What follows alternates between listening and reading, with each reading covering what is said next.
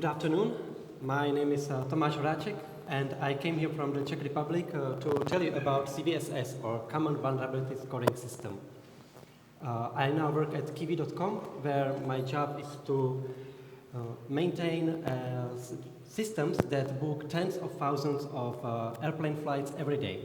And of course, my job is not to only make those systems fast and reliable, but also secure. Because in today's digital landscape, the attacks from hackers are happening more and more often, and companies, schools, banks, even hospitals are being attacked. And that's why you need to be prepared for these attacks. I was first introduced to the concept of CVSS by my more senior colleague, who told me about it and told me, use this to prioritize the vulnerabilities that we find in our system. And I was like, okay, another job. But then I found out that it can be very useful if used correctly. And I'm using it in my current job as well, and now I want to tell you about it as well. First, I want to talk about what is a vulnerability, and then about the CVSS score, and lastly about how you can set up automated scanners of your projects so that you can see that you have some vulnerabilities before anyone can use them. Because as a scout, I would say be prepared. Let's say that this is your application. You may imagine it, your application to look like this. It has some holes that you might know about.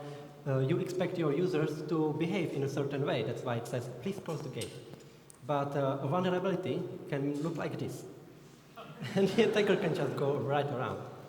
Maybe some examples. Let's say that you made an e-shop. And this e-shop has some basic functionalities, like users can create accounts, they can write reviews, and of course you can purchase items. But then someone goes to you and tells you, hey, I found some issues with it. I can use SQL injection and get all the encrypted passwords from your system of all your users. I can also write reviews with cross-site scripting scripts in them, and I can run code in the user's browsers.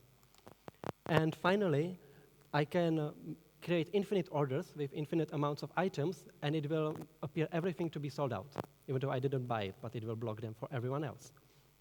And you're like, okay, this is bad, but which one I'm going to fix first? So please raise your hand if you think that the first one, where he steals all the encrypted passwords, is the worst. Please raise your hand if you think this is the worst one. You lose all your encrypted passwords. Raise your hand if you believe that the XSS, the cross-site scripting, is the worst, that runs code in browsers. And lastly, do you hate the fact most that you can't sell anything? You can't profit at all? Right, a few people. I calculated CVSS for these three vulnerabilities, and the cross-site scripting is by far the worst. Why? Because you can run code in the browser of your users, and that user can be an admin, for example. And now you can do whatever the admin can do. You can also maybe steal the passwords or secrets or personal data because it's stored in the browser memory. The one with stealing encrypted password would be much worse if the passwords were not encrypted, or if there was some other information that could be stolen. And lastly, that you can't sell anything is bad, but the users can still access existing orders. No data is being destroyed or deleted or stolen, so it's not that critical. So how did I get these numbers? I used something called CVSS, or the Common Vulnerability Scoring System, that provides a way to capture the principal characteristics of a vulnerability and produce a numerical score reflecting its severity. So that's a hefty definition. I want to go with you through it so that we can understand what this is about. We already talked about what is a vulnerability, and now I want to tell you what it does. It produces a numerical score. The score is from 0 to 10, where 0 means this is not a vulnerability, it cannot be exploited, you don't need to care about this. Low, which is a score below 4, means you probably don't need to worry about this. While medium is something you should resolve pretty soon.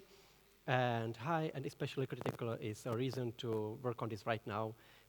In some cases, even people will be waken up in the night when there is a critical vulnerability. It is a reason to hotfix your application and create a new version. So now we know that it produces a number, but how does it compute this number? Based on what? It uses free description categories to calculate this number, where base is the most important, then there is temporal and environmental. Base is what is being attacked by the vulnerability or exposed. Is it the data? So can it be stolen or deleted, for example? Or is it that your service will be unavailable? It also is things like how difficult it is to do the attack, or is there some user action required? For example, do you need a user to click a link or open a page? Or can it be done over the internet, or do I need to be physically at your office, for example, by dropping a USB stick at the lift maybe, and then you pick it up, put it in your computer, and now you're attacked. Then there are temporal. These change over time. There is a difference between a vulnerability that only you know about, probably, and it's pretty secret, and if it's different when you can find how to exploit this vulnerability on YouTube. And finally, environmental, and these are your specific. Even if there is vulnerability in your system, maybe it cannot be exploited by network if you are offline. Or it's a difference if you have public data, for example, weather forecasts, and whether you are a hospital that has critical personal data. Now we went through the whole definition. Please raise your hand if you now understand what CVSS is. Okay, some of you, maybe let's talk about or use an example to show this. Did anyone hear about Log4j vulnerability? All right, most of you. When it happened, I had no idea what it is. I just went to work and everyone was talking about it. Like, this is a bad thing, we need to solve this. Okay, what is it? I knew that Log4j is a library used for logging in almost all Java applications. So I looked into this public database, and first I looked at the description, and it was something like Apache log, LDAP something. I had no idea what's happening. I didn't understand it at all. But somehow it was like this hammer that destroys all infrastructure everywhere. All right, maybe there is something more interesting, more like something that will actually help me to see why is it so critical. And there is this severity. You can see that it says CVSS base score 10. This means that it's the worst case. Why? If I would enter this vector, which describes the vulnerability as well, into a calculator that could look like this, I can see that it can be done over network. It has low attack complexity, so it can be repeated, and so on. You don't need to be a user or an admin to do it. And you do not need any other user to interact with you or to help you to do the attack. On the other hand, you can access applications outside of the scope of the application you are attacking. For example, the server the application is running on. You can steal data, you can damage data, you can break the application completely with this exploit. That's why it gets a score of 10. Luckily, my team was not affected. We didn't use this logging library. We used a different one, but other teams in our company were, and updates were pushed to the customers. So how do you detect vulnerable libraries in your application? I'm sure if you run a scanner, you will find some vulnerabilities in your project. As an example, let's say that I have a very small project, that is Python code that just reads some arguments from the command line and downloads a picture from XKCD. I have these few requirements that I need to do the work, and I run it with this simple argument or command. XKCD 538 is this comic. It's about how you would imagine that it would go if you had like some critical data on your laptop, but it's encrypted. And the attackers say, his laptop's encrypted. Let's build a multi-million-dollar cluster to attack it. The other one says, no, it can't be done, too well encrypted. Blast, our evil plan is foiled. But in reality, his laptop is encrypted. Drag him and hit him with this $5 wrench until he tells us his password. Got it? This is just a reminder that the weakest link is always the human. So I used Safety, which is a tool that you can, application that you can download, or there are many others, to scan the requirements. And it gave me a result like this that said I have 4 vulnerabilities found in the libraries that I'm using and some information about them. This is very nice that I can run it locally, but it's too much work. So I went to GitHub and I clicked a button, waited for a few minutes, and Dependabot was installed for me. Now I can see all the vulnerabilities in a nice table, sorted by the severity, high or moderate. And this is calculated by someone else for this specific vulnerability, and it's based on the CVSS scores of them. If I click on one of them, I get again more details and links with even more details. But for me, the first thing that I'm looking at is the severity, the score, because that tells me, do I need to fix this now, or can it wait? For this example, all I need to do is to upgrade to a newer version of the library. This, of course, might not be that easy. There might be other breaking changes or other reasons why I can't upgrade right now. So that's why I will work on the high priority or the critical priority first. And even if it's a high priority, it doesn't mean that I'm actually vulnerable. For example, this is something to do with parsing of something that is not used in this small application. Also, no one can attack me over a network when it's just a command line application on my computer, of course. But it's a good first guideline. Let's try an example with SQL injection. Imagine that you have a login form where you write your username and password, and it creates in the background an SQL query like this. And if you enter the correct password, the query says it's correct and allows you to log in. But the attacker can use SQL injection to modify the SQL code and say end password equals empty string or 1 equals 1, which is true. So the query tells you, yeah, it's true, the password is correct, or something else is correct. Now, if you could, you can either use your phones to scan this QR code, or you can just enter a CVSS calculator into your laptops if you want. And I would like you to try to calculate the CVSS score for this vulnerability, for the SQL injection.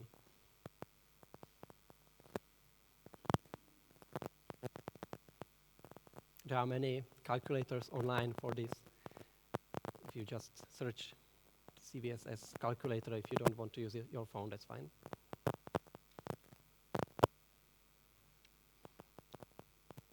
And once you open the QR code, you should see a website that looks something like this. At the top, you will see the base score once you fill in all the base score metrics. You don't need to care about the temporal or environmental now. Just try to fill in the base score.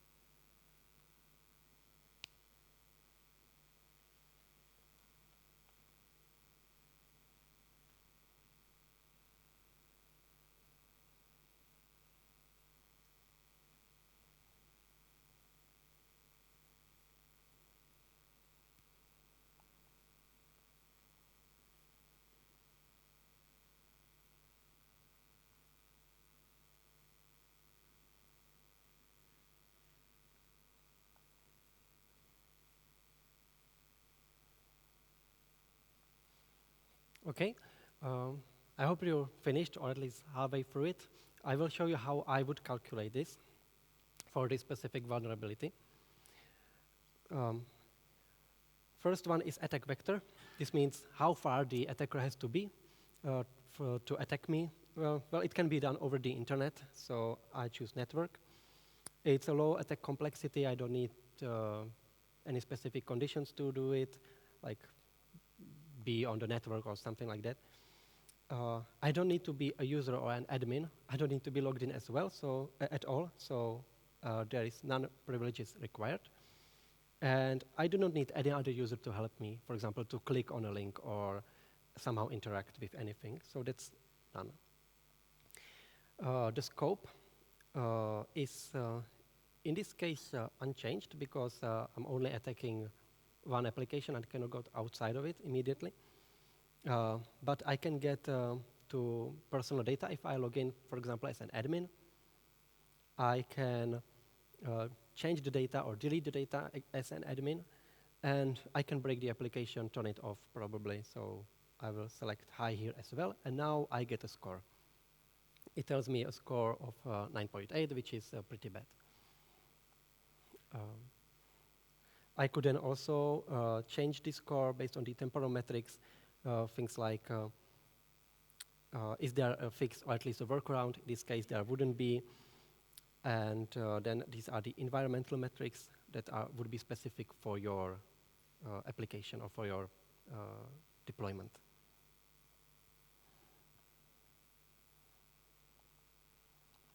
Right, that would be all from me. So I told you about what CVSS is, that it's a way to give vulnerabilities a score from 0 to 10, to give you a rough guideline about how critical it is, and that you can set up a scanner in your application to scan your project and even get, for example, emails when a new one arises. So that's all. Thank you.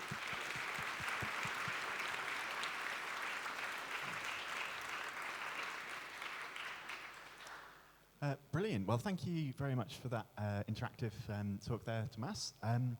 We've got plenty of time for a few questions now. So if you have a question, please put your hand up and I'll come over to you with a microphone.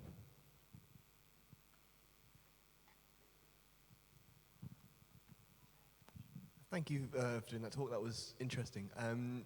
Partway through, you had a line that you ran locally that did some sort of vulnerability scanning before you put it in Dependabot that had safety check, something, something. I didn't fully understand if safety was a pip installable library, if it's a command line language agnostic thing. How would I access that if I wanted to run it? You can.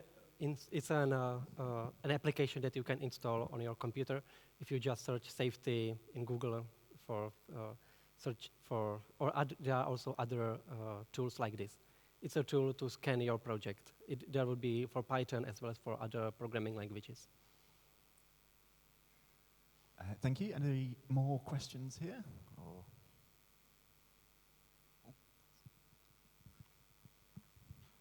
is this available to see on CI tools that feels like Sneak or anything like this? Like, can we make it like a part of our CI/CD pipeline somehow? Yes, you can set up your project to run the scan every time you, for example, make a merge request. And it will tell you if you edit a new library and there are new vulnerabilities. Thank you. Any more for any more? Oh, I'll come around.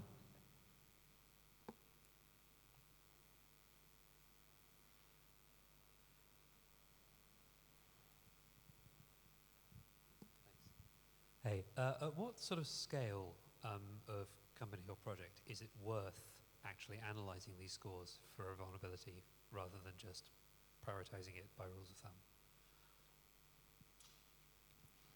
Sorry, I didn't quite catch that. Could you repeat it? So what sort of scale of company is it worth actually calculating CVSS scores for a vulnerability? Because presumably if it were just one person, you'd just fix a vulnerability. It's not necessarily worthwhile to calculate this number. Well, most of the vulnerabilities will already be calculated for you by other people in the libraries that you are using.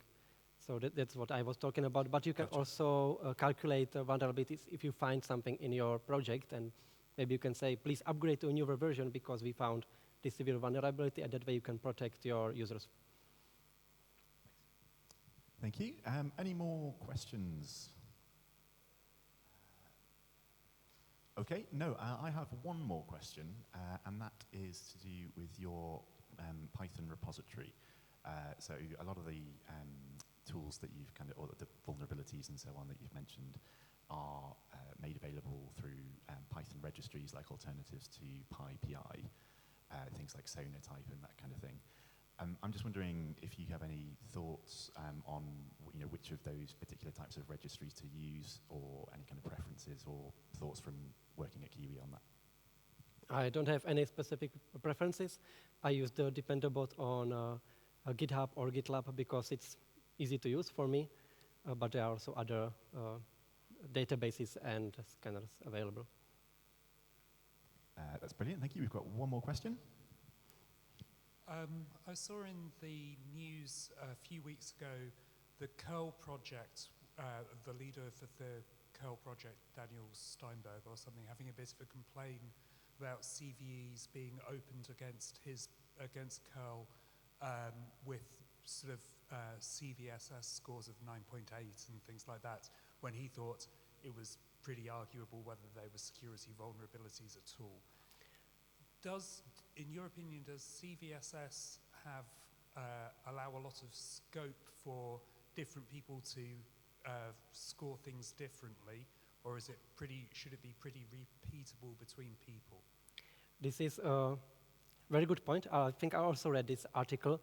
It was about how someone found a vulnerability in his project, but it wasn't actually exploitable. And he gave it a high score. And he appealed to some organization that had it in the database, and they said, no, we actually think this is a vulnerability. In this case, it wasn't really a problem of CVSS, I think, because it was calculated in a certain way, but in my opinion, this was a problem of the database, of the public database that allowed it to be there. Because you can misuse a tool like this, but that's not a problem of the tool, I think. Okay, thank you very much. One last call for any more questions. Yeah, we've got one or two more. A fair bit of time. 1 second. Good way to keep fit, this.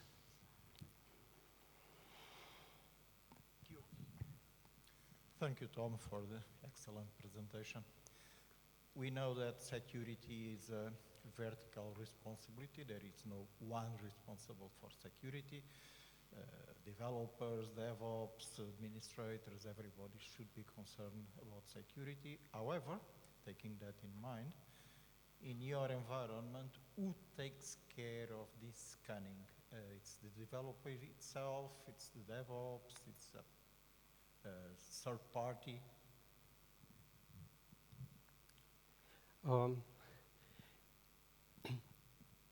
I think it should be ideally everyone would want this. For example, I, as a developer, want to have these scanners set up so that I can see immediately what's happening in my project and I can work on the fix. The DevOps also would want it because, but I would ask, sorry, got a bit lost there. I asked the DevOps in my team to help me set it up for our specific project.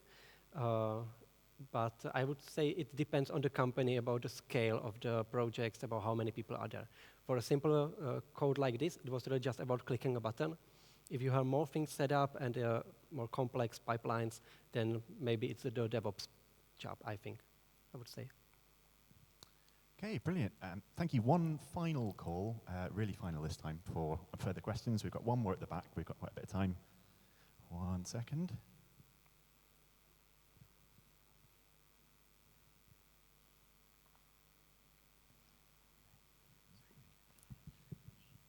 Hi. My question is, are scanning tools like this a little bit of a double-edged sword for people that want to exploit projects and would use these to find vulnerabilities quickly or automate the process of finding vulnerabilities to then exploit them on open source projects? Yes and no. This is a big discussion, and we can talk about this later. But if you don't have this, you have security by obscurity. Basically saying, no one knows about this error, so I'm secure. But you can never know who else knows about it too.